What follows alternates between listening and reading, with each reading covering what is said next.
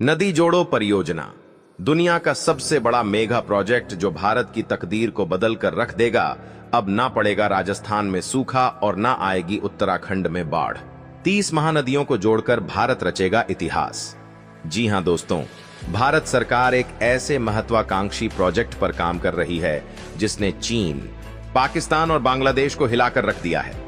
आपने देखा ही होगा कि हर साल भारत के स्वामित्व वाली नदियों का करोड़ों लीटर मीठा पानी या तो समुद्र के खारे पानी में विलीन हो जाता है या फिर बहुत से बहते हुए पड़ोसी देशों के पास चला जाता है, जिन्हें इसकी कद्र ही नहीं है। ग्लोबल वार्मिंग के कारण हिमालयी ग्लेशियर तेजी से पिघल रहे हैं।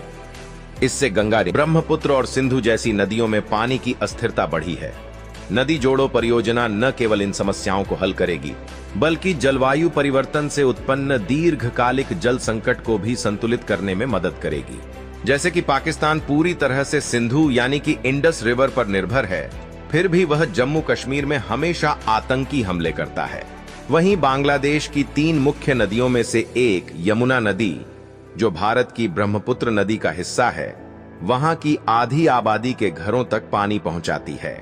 लेकिन फिर भी इन दिनों बांग्लादेश में भारतीयों और अल्पसंख्यकों पर अत्याचार किया जा रहा है।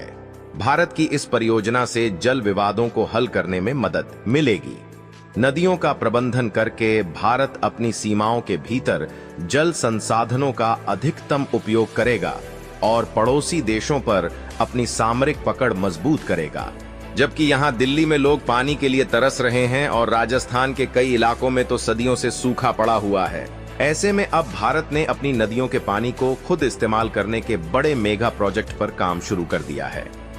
यह परियोजना न केवल जल संकट का समाधान है, बल्कि यह लाखों लोगों के लिए रोजगार के अवसर भी लाएगी। निर्माण, परिवहन और जल प्रबंधन से जुड़े विभिन्न क्षेत्रों में नौकरियां उत्पन्न होंगी।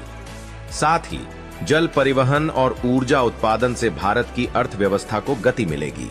यह प्रोजेक्ट न सिर्फ बाढ़ग्रस्त इलाकों में बाढ़ के पानी को रोकेगा और सूखाग्रस्त इलाकों में पानी देगा, बल्कि बिना कोयले के हजारों मेगावाट बिजली भी उत्पन्न करेगा और देश को हर एक रिवॉल्यूशनरी ट्रांसपोर्ट सिस्टम भी देगा। लेकिन भारत सरकार का यह मेगा प्रोजेक्ट आखिर है क्या और क्यों? यह प्रोजेक्ट हर भारतीय का जीवन बदल कर रख देगा? जानने से पहले अगर आपको भी हमारे देश भारत पर गर्व है तो वीडियो को एक लाइक करके कमेंट बॉक्स में जय हिंद जरूर लिखिए, क्योंकि जय हिंद कहना हम सबके लिए गर्व की बात है। दोस्तों, भारत अगर किसानों का देश है तो वह नदियों का भी देश है। नदियां हमारे लिए प्रकृति का सबसे खूबसूरत तोहफा हैं और इनका कृषि के क्षेत्र में महत्वपूर्ण योगदान है। भारत सरकार ने इस बार नदियों से जुड़ा दुनिया का सबसे बड़ा मेगा प्रोजेक्ट लॉन्च किया है, जिसका नाम है IRL, interlinking of reverse project. इस परियोजना में 30 नदियां 30 लिंक्स के माध्यम से एक दूसरे से जुड़ेगी, जिससे नदियों का पानी सही तरीके से वितरित किया जा सकेगा। इसका सबसे बड़ा फायदा यह होगा कि जो नदियां आमतौर पर बाढ़ की वजह से ओवरफ्लो हो जाती हैं, उनका पानी उन नदियों में चला जाएगा जिनमें पानी की कमी है। इसके अलावा सूखी नदियां भी हमेशा पानी से भरी रहेंगी।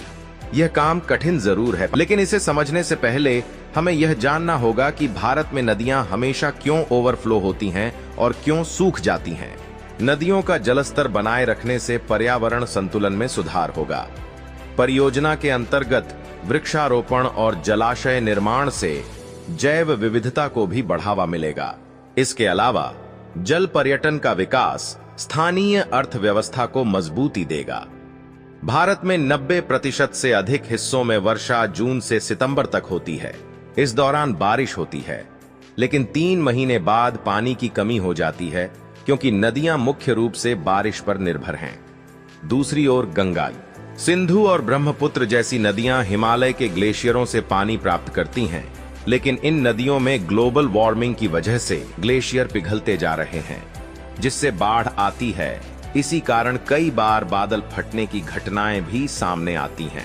इस समस्या का समाधान यह हो सकता है कि इन नदियों के बहाव को समान बनाया जाए। सिर्फ एक बटन दबाने से बाढ़ से पहले पानी को सूखी नदियों में भेजा जा सके। इससे किसानों को बारिश पर निर्भर नहीं रहना पड़ेगा और देश भर में हरियाली बनी रहेगी। यह योजना रिवर इंटरलॉकिंग प्रोजेक्ट की शुरुआत है। जिसका मुख्य उद्देश्य जल संतुलन बनाए रखना है। हालांकि इस महत्वाकांक्षी परियोजना के साथ कुछ पर्यावरणीय चुनौतियां भी जुड़ी हुई हैं। नदियों के इंटरलिंकिंग से जलवायु परिवर्तन और नदी पारिस्थितिकीय संतुलन पर गहरा प्रभाव पड़ सकता है। जलवायु परिवर्तन से नदियों का जल स्तर बदल सकता है, जिससे परियोजना के दीर्घकालिक प्रभाव पर सवाल खड़े हो सकते हैं। साथ ही नदियों के पारिस्थितिकी तंत्र को बचाना महत्वपूर्ण होगा। भारत में 18% आबादी रहती है, जबकि केवल 4% पानी हमारे पास है। यह प्रोजेक्ट 142 करोड़ लोगों को पानी पहुंचाने में मदद करेगा। इस प्रोजेक्ट के लिए मिनिस्ट्री ऑफ जल शक्ति ने नीरा यानी national interlinking of reverse authority की शुरुआत की है। यह परियोजना 3 चरणों में पूरी होगी। पहले चरण में गंगा और ब्रह्मपुत्र नदियों को जोड़ा जाएगा। दूसरे चरण में दक्षिण भारत की 16 नदियों को जोड़ा जाएगा, जिसमें गोदावरी और कृष्णा जैसी नदियां शामिल हैं। अंतिम चरण में दक्षिण की नदियों को पूर्व की नदियों से जोड़ा जाएगा। इसके अलावा नदियों के बीच इंटरलॉकिंग के लिए डैम और रिजर्वायर भी बनाए जाएंगे, जिससे 34,000 मेगावाट बिजली का उत्पादन होगा। इसके अलावा नदियों में जल परिवहन का एक नया तरीका स्थापित किया जाएगा, जिससे माल की आवाजाही में आसानी होगी। यह योजना मध्य प्रदेश जैसे लैंडलॉक्ड राज्यों के लिए भी फायदेमंद होगी, जहां माल को समुद्र तक पहुंचाने में मदद मिलेगी। यह परियोजना जल संकट का समाधान करने के साथ साथ लाखों लोगों के लिए नए रोजगार के अवसर भी उत्पन्न करेगी। निर्माण कार्यों, डैम और रिजर्वायर के निर्माण से लेकर जल परिवहन और जल संसाधन प्रबंधन तक विभिन्न क्षेत्रों में कार्यरत लोग लाभान्वित होंगे। इसके अतिरिक्त जल सुरक्षा सुनिश्चित करने के लिए राज्यों के बीच जल वितरण पर विचार करना होगा, जिससे विवादों को सुलझाने के लिए एक समग्र रणनीति तैयार की जा सके। रिवर लिंकिंग परियोजना में 37 बड़ी नदियां शामिल होंगी, जैसे कि गंगा, यमुना, ब्रह्मपुत्र, गोदावरी, कृष्णा और नर्मदा। यह नदियां आपस में जुड़ने से पानी की समस्या का समाधान हो जाएगा। हालांकि इस परियोजना का इतिहास काफी पुराना है। ब्रिटिश इंजीनियर आर्थर कार्टन ने 19वीं शताब्दी में इसकी शुरुआत की थी, लेकिन इसे अमल में लाने के लिए ज्यादा पैसा खर्च करने की वजह से अंग्रेजों ने इसे छोड़ दिया। फिर आजादी के बाद KAL राव ने इस परियोजना पर काम किया था। इस परियोजना के इतिहास के अलावा इसका सामाजिक प्रभाव भी महत्वपूर्ण है। लाखों लोगों को इस परियोजना के तहत विस्थापित किया जाएगा और उनके पुनर्वास की ठोस योजना बनानी होगी। इसके अलावा राज्यों के बीच जल बंटवारे को लेकर विवाद हो सकते हैं, जिसे हल करने के लिए एक समन्वित नीति की आवश्यकता होगी। लेकिन 2014 में मोदी सरकार ने इसे साकार करने का ठान लिया। तब से लेकर अब तक करीब 7,600 करोड़ रुपए इस परियोजना में खर्च किए जा चुके हैं।